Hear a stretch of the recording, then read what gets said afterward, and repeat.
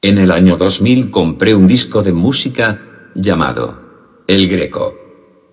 El artista es Vangelis, uno de mis favoritos.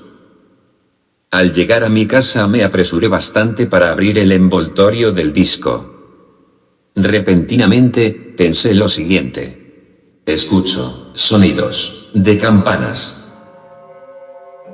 Es como si alguien a mi lado lo hubiese dicho, pero se convirtió en mi pensamiento. Cuando puse el disco en el reproductor, pude escuchar lo siguiente.